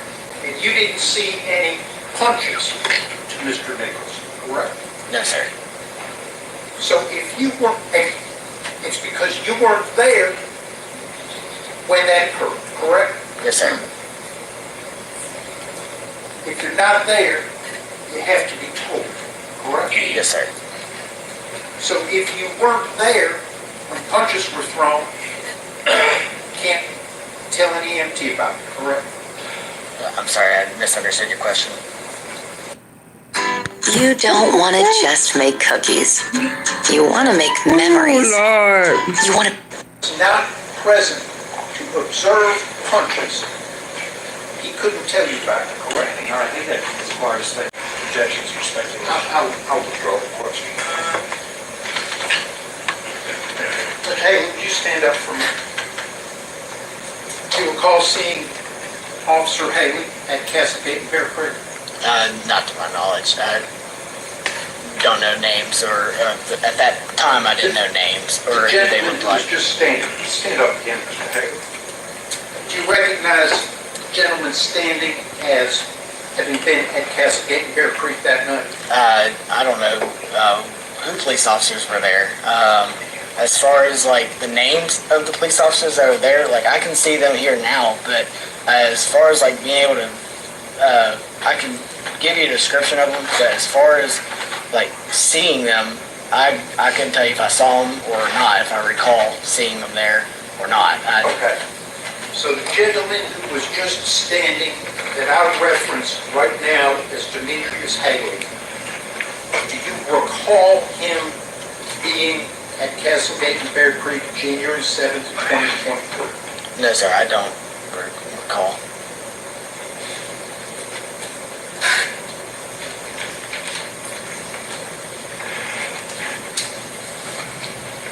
And you were previously you were asked by Mr. Hagerman questions about if you had known about punches or kicks, correct? Yes, sir. And what you would have done differently was put the C-collar on, correct? Yes, sir. Nothing else different. I would have done a lot more differently. As far as like my care, like probably try cutting his clothes off, trying to get him to where he's, we call it trauma naked. So cutting his clothes off down to his undergarments, and then to where we can expose the body to be able to see any physical damage. You would have done that if you'd have known about kicks or punches, correct? Yes, sir. Would you have done it if Advanced EMT Sandridge had not told you to do it? I'm sorry, as in, like, if he told me not to do it, or told me No, to do it? if he had not instructed you to do that, If would I you still have done it? If I found out that information, I still would have done it. So that's, unlike when Mr. Sumac was asking you questions about your care, and you said that's up to Advanced EMT Sandridge, he was in charge of the scene, correct? Yes, sir. One reason you didn't go get an oxygen bag back at the truck a block away for so long is because Advanced EMT Sandridge had not told you to do it, correct? Yes, sir. And he was in charge of the scene. Yes, sir. But if you know about kicks or punches, then you'd have been in charge of cutting clothes off. Well, I wouldn't have been in charge of it, but if he knew the information as well, then our care would have been different from just thinking that it's an overdose. Do you recall testifying under oath before a federal grand jury? Yes, sir. And do you recall being asked whether any officer on the scene told you that Mr. Nichols had been punched? And you said no to the prosecutor. Yes, sir. I said no. You were being questioned by a female prosecutor, correct? Yes, sir. So your answer was actually no, ma'am. Yes, sir. I said no, ma'am. And then you were asked whether any officer on the scene told you that Nichols had been kicked. And you said no, correct? Yes, sir. That's correct. And then you were asked whether any officer told you that Mr. Nichols had been struck with an asp baton. And again, no, ma'am. Correct? Yes, sir. That's correct. And then, if anybody had given you that information, how would it have affected your care? You were asked, right? Yes, sir. And your answer, with my scope, I would have been able to tell to be able to do, that would make it a little more sense with the injuries, because we were trying, the entire time we were trying to figure out how he ended up this way. He was still fine and talking to us the entire time, but that would have definitely changed how I would have approached the scene and would have been a little more assertive with the police on they needed to take the cuffs off of him. So you were not assertive in trying to get the cuffs off, correct? Yes, sir. And the cuffs were taken off when paramedic guy got there, correct? Yes, sir. And then you were asked, were there any other ways that it would have changed the care you provided? Do you recall being asked that question? Yes, sir. And your answer, with what I can do, probably would have put a C-collar on him if I knew that information. Other than that everything else would have gone outside of my scope, and I can't do that. Is that your answer? Yes, sir. At the time, that was my answer. Okay. And you recall the date of your grand jury testimony as March 7th, 2023? Yes, sir. So it was about 2 months after this incident, January 7th, 2023, out on Cascade Bear Creek, correct? Yes, sir.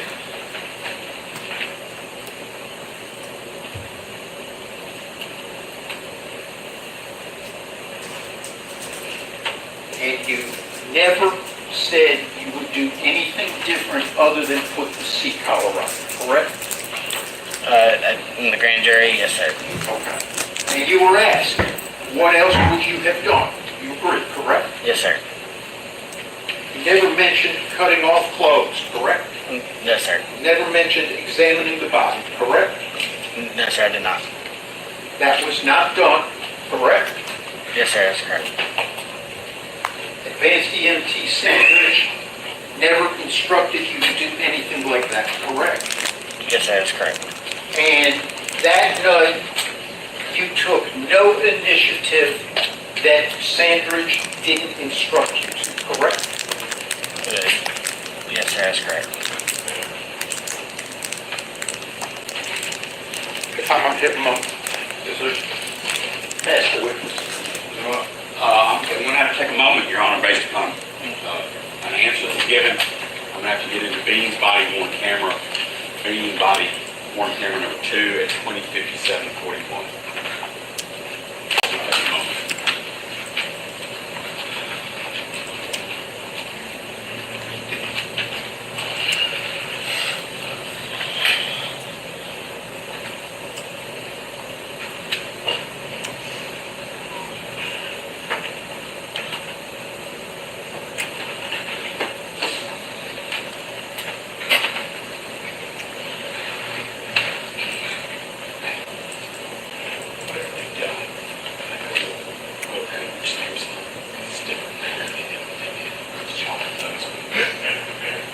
Ooh, he shook. He nervous. He ain't never. Ooh wee. They eating their tail up. They trying to find something wrong. I know he loving on Hagman right about now. Today we're announcing that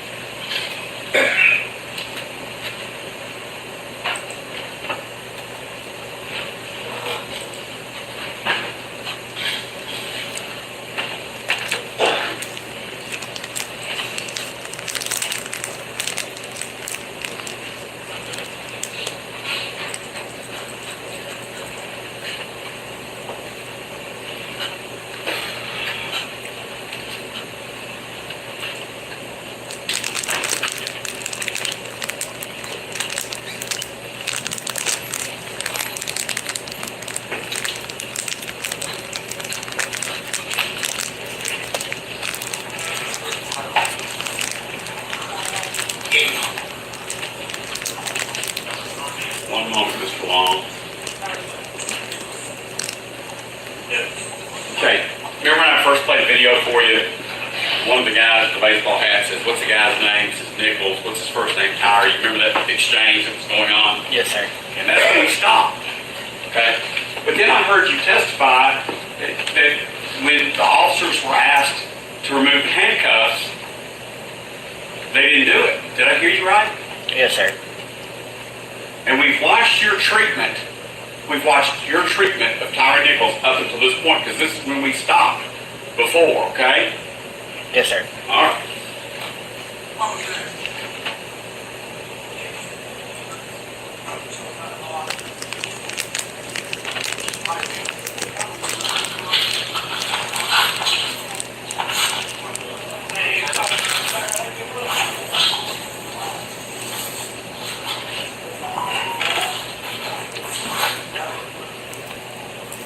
By the way, the man that just came on the scene is the ambulance fellow, right? Yes, sir.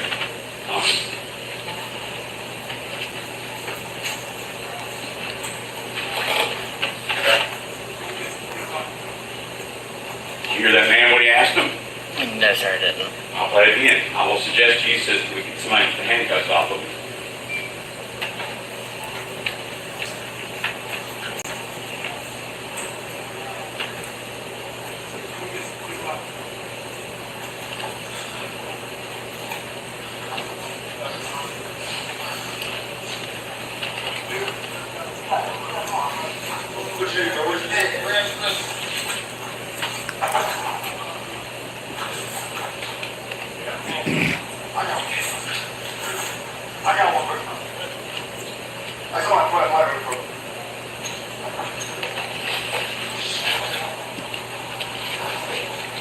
Before I ask my next question, where were you during this sequence? Getting the stretcher from the ambulance. Right. So how is it you're able to testify that when you asked, or when the cops were asked to remove the handcuffs, they refused? Your Honor, this knows when he was asked to remove the handcuffs, not the cops. Okay. So is it your sworn testimony today that you asked any of these police officers to remove handcuffs? I don't remember if I asked any of these police officers, but I asked a police officer. And what did they say to you? They didn't confirm or deny that they would, but they didn't make any motion to remove the handcuffs at all.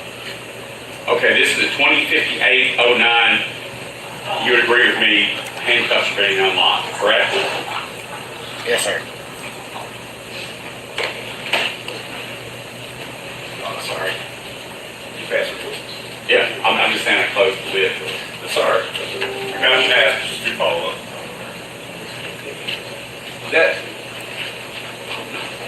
Those questions came from the camera, the body-worn camera, of person named Darius Bean. I'm going to ask Mr. Bean once again to stand up. Now, do you remember during that particular video seeing a person unlocking the handcuffs? I can't testify to that. I was still on scene, but I was away from where that interaction took place. I was down grabbing the stretcher off the ambulance. All right. So when they were asked on camera whether or not to unlock a video, you wouldn't have been there to see Mr. Bean unlock it, right? That's correct, yes, sir. Now, do you remember specifically ever asking to Darius Bean to unlock the handcuffs? The first time I saw it, he had actually recognized, from sitting in this room now, the first time that I ever recognized him even being on the scene is from when we got in the ambulance together, from when he was in the front seat with me. As far as like any other interaction, I didn't recognize who it was until seeing in this courtroom today, seeing him in just his familiar self sitting in the front seat with me. And to be clear, you never remember him at all trying to do anything to obstruct your ability to get to Mr. Nichols. Am I correct? Yes, sir, that's correct. All right, and going back to the question that you asked from Mr. Hageman a few moments ago, you said something about a stabilization device, a C-spine. What did you call it? We call it's interchangeable, C-spine or C-collar. C-collar or C-spine.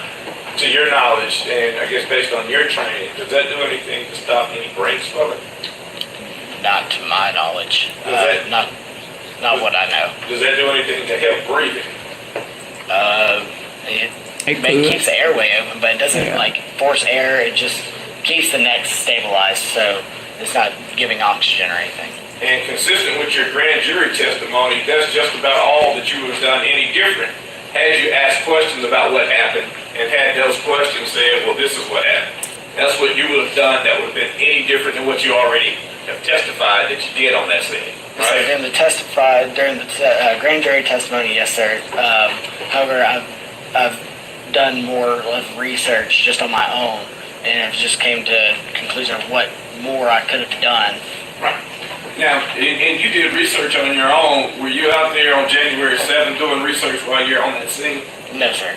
And so you're saying that since you've been going to grand jury and being threatened to be prosecuted, et cetera, those times. Oh, he's been threatened. Have done differently. No, There sir, we just go. On my own accord, just going through and just trying to... Threatened to be prosecuted. Y'all hear that? I might have asked a poor question. It wasn't on that night though, right? Yes, sir, that's correct. And you're saying you did this, you researched. Oh, he done put him out there, didn't he? After that particular night, right? Yes, sir.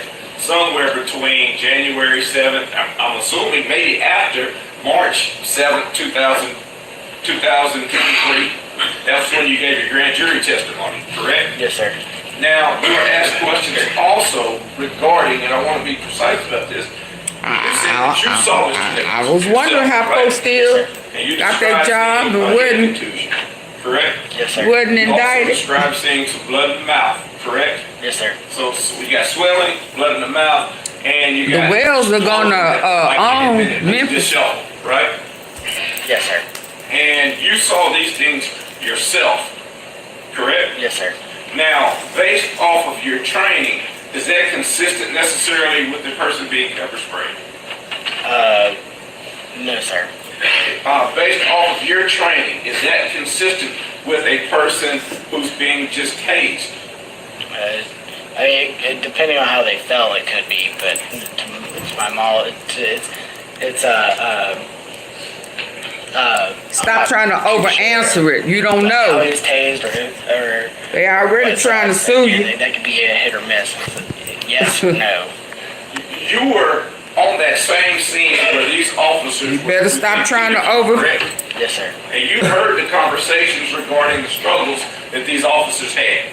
I don't recall hearing them. You don't recall hearing any of that, but you do recall what you saw, right? Yes, sir. Based off of the contusions, the blood that you saw, the disheveled clothes, it was consistent with a person having been in an altercation, more so than a person just on a regular arrest scene. Yes or no?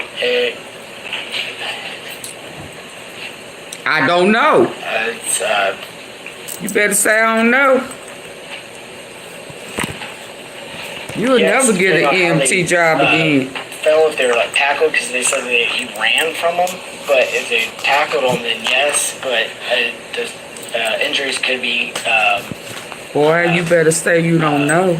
from them being tackled and wrestling around to get the handcuffs on them. But I'm sorry, go ahead. No, go ahead. I'll let you finish your answer. But as far as like any like altercations and stuff, head, depending on how he fell, he could have a head contusion, he could bust his nose, and he could get a busted lip. But as far as other knowledge of like any altercations and stuff, I don't recall. And so that conversation that we hear while you're out there, you weren't paying attention to that, right? I didn't hear it, no, sir. I got you. But you did observe, right? Yes, sir. And while you're on that particular scene, your care was limited to whatever Mr. Sandridge told you to do, right? Yes, sir. All right. There it is.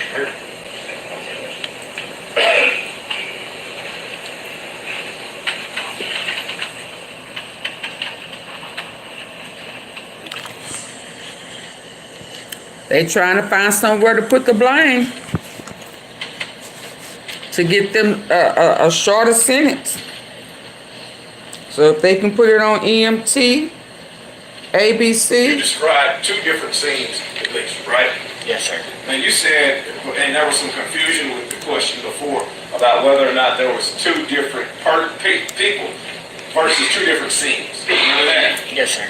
But there were two different scenes. You get to the first scene minutes before you got to the second scene, correct? Yes, sir. And you talked to a white gentleman on that first scene, right? Yes, sir. And when you're talking to them, to that gentleman, you remember he had this conversation with you regarding what had happened. You remember him saying that the person had been tased? Yes, sir. Pepper sprayed? Yes, sir. And fighting with the officers? Yes, sir. So you remember that specifically from that first conversation that you had. It was just been moments before you go to the second scene, right? Yes, sir. So there is no mystery about what had gone on between first scene, second scene, and when you get there related to that particular suspect, right? Yes, sir. And so you did know that the person had been tased, pepper sprayed, and fighting with officers prior to any of this type of conversation regarding whether or not they told you X, Y, Z. You were told specifically that the person had been in an altercation with officers. Yes, sir. Yes, sir. Thank you. But nothing at all about head trauma. No, sir. Not a thing. No, sir. Or use of asp or punching or anything like that. An altercation can go for like many things. With just pushing and stuff like that, that could be an altercation. Or yelling, that's an altercation. The important part would have been head trauma. Yes, sir. He was asking you earlier about a conversation you did not hear. He was asking you didn't hear the conversation of the officers when you were treating the patient. Yes, sir. In particular, did you hear these officers talk about how many pieces they gave him? No, sir, I didn't hear that. So that conversation you just did. No, sir, I didn't hear it. That's all the questions. Anything else? Let's witness. Oh, I know he happy. Yes, sir, thank you. Oh, I know he happy. Ladies and gentlemen of the jury, believe it or not, we've been going through some of these witnesses and going through the proof a little bit quicker than anticipated. We're going to go ahead and excuse you this evening. We're going to get started back up tomorrow with the continuation of the proof. We'll go ahead and excuse you and ask you to leave your notes in your chairs. Please do not discuss the case. We all have business. You're gonna be excused. Woo.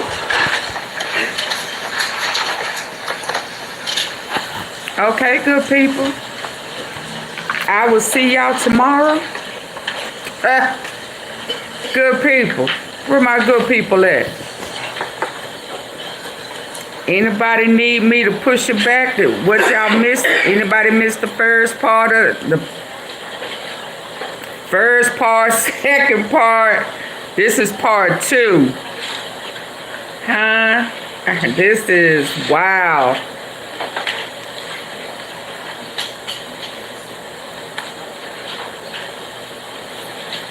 This has been a bit merged. Out of the courtroom. Are there any matters that we need to take up before we adjourn? Are there any matters that we anticipate being? Y'all have to start hitting the like button, sending the cash out, sending something. I'm having to hold this bad baby, because I am out of juice. All right, this court stands adjourned tomorrow morning, 9 a.m.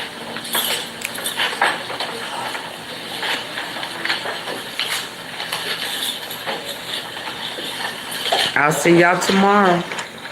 Full justice for Tyre Nichols. Full justice. I'ma say it. They should have just left you alone. You know. And it's kind of a little bit unfair that Emmett took a plea deal. He facing, if the judge accepts it, 15 max. He took a plea, gave up his partners. Well, you know, yeah. What's the Mims? He took a plea deal. You know. I think the only one that's going to get a lighter sentence, if any, is going to be Smith, because he at least had an urgency of care. He rendered care. He showed compassion. The rest of them didn't. They was just hyped up. It was as if they was just super excited. And the one, well, I ain't gonna say that right now. That one that passed that picture, shared that picture 21 times. For what? For what? What you bragging about? Or did you think you had somebody? Huh?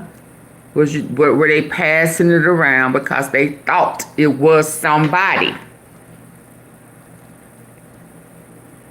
Hey, Max to the Boogie. Were they are you going live? I'm finna get off. Did they pass that picture, that one guy? Yeah.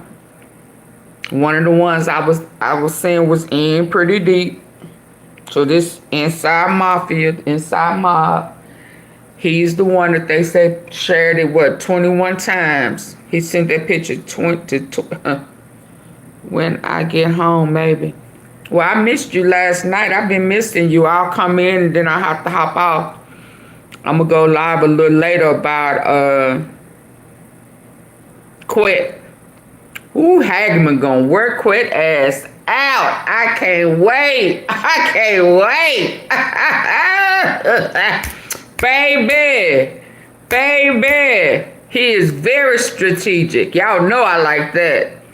Very strategic. He gonna wear that ass. He gonna tag that. Beep. Ha! And I'm gonna be ripe and ready. Laughing my ass off. Yeah. What? Oh, I can't wait. I'm gonna have to go live. I'm gonna have to preach tonight, baby. I'm gonna have to preach on Quit. Full justice for YOUNGDOLPH. Huh? Full justice for him. I'm not gonna mix it on this one, baby, but you know I'm coming back. Absolutely. Get his ass out of Texas. What you down there for? Huh? What you down there for? Everybody now trying to find who they could put the blame on. They wore that little MT out, didn't they? I don't know if he thought they was his friends or not. I don't know, baby, but they tagged that tail. Huh? Yeah. If you didn't lose your job, you finna lose it now. Oh yeah. But if I was Miss Rovonda Wells, I would be trying to see if I can get individual silver suits. You didn't do your job. Where Chief Davis? I know. Oh, I would be trying to figure out a way I can nab her ass too. I would own Memphis. Okay? And flatline all of it. I would lay it down. Huh? Yeah, it's evil.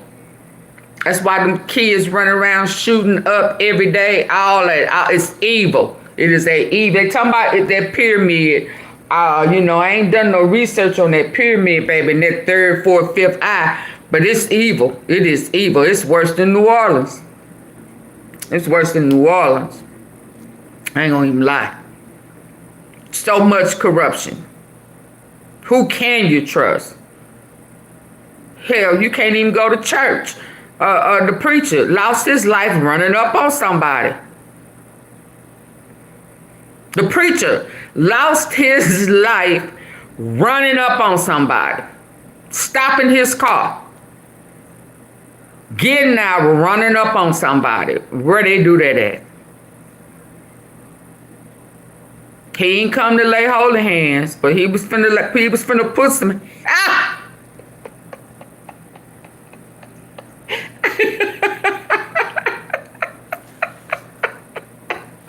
Y'all, let me go so I can come back and cut up. Yeah, he He wasn't trying to lay hands. He was trying to throw them hands, baby. I don't know what she had in her phone, but he said, hand me that. Get at here. Get at here. Get at here. Fuck you mean. Rather. Y'all hit the like button. Hit the like button. We will resume tomorrow. Peace and wavy hair grease, baby.